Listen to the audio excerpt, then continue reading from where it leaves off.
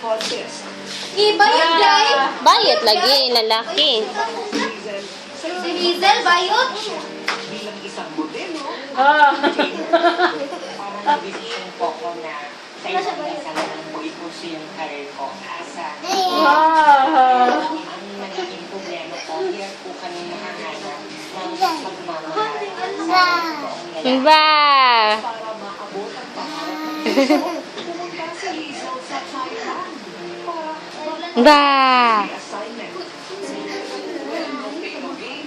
Ba! Iisipin mo naman po, kapalitan ako. Oh. Sa pagpunta naman ni Hazel ng Macau, doon ay nakilala naman niya si Vance.